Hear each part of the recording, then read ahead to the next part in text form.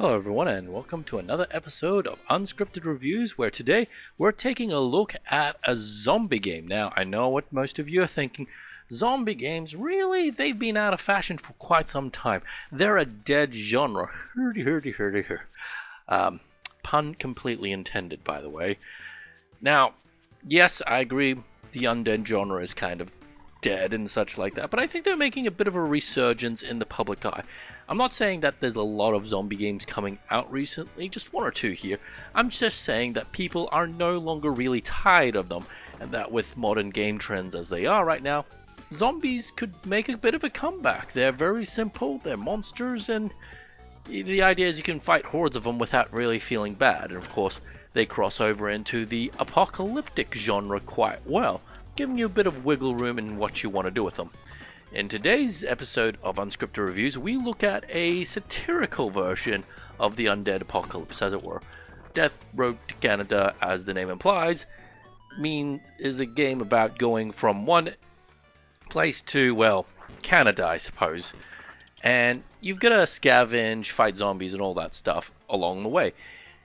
Now, what separates it from most other zombie games is the fact that it doesn't really take itself too seriously. Now, you have Dead Rising, which doesn't take itself seriously at all with its wacky antics, and Death Road to Canada is a sort of top-down isometric version of that, I suppose. You got all your different weapons that can break over time if you don't use them quite well. You've got a bunch of allies that you can find and recruit. Now, here's the thing that makes it unique compared to Dead Rising, in that you can make your own character. They have their own mechanical ratings, you have their own needs and wants, their morale, so on and so forth. Some of them might betray the group itself, so it becomes an episode of Walking Dead in that regard.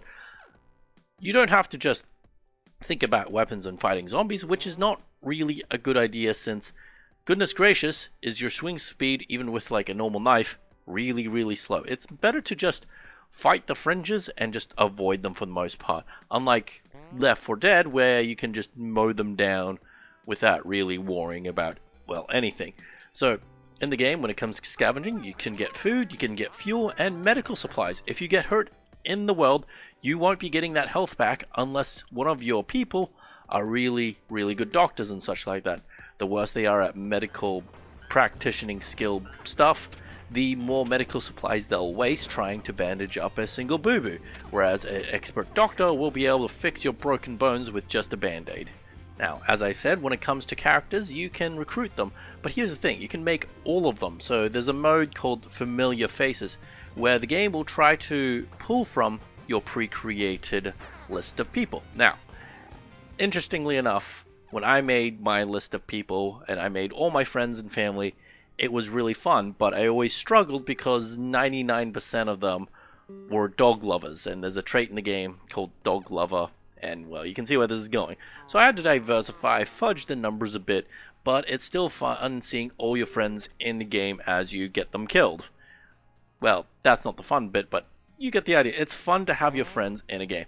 And as I mentioned, dog lovers. Yeah, no, there are dogs in this game, and they're full on. They're very good characters to have. Their only downside, from what I can tell, is that they only have one weapon slot, and they don't really use weapons per se half the time. They can, but they're very good in that they don't eat much food compared to everyone else. So, general gameplay loop is go out, scavenge food, avoiding / fighting zombies, going back to your car, driving off. You can honk the car if you want. There are traits to unlock between sessions, so even if you die, this is where the roguelike part comes into the game. There's a bit of meta progression, you can make more characters, unlock new characters. Here's the thing, they have cameos from other games, legally distinct cameos, like instead of Cloud from Final Fantasy, you have Nimbus with his Guster sword. Now, do I recommend this game? And I would say absolutely. It's got local player co-op, couch co-op, all that stuff. And like I said before, you can have your friends in the game, and then your friends can play themselves. Fantastic. Anyways, my name is Freebowitz, and I hope you all have a wonderful day. Bye-bye.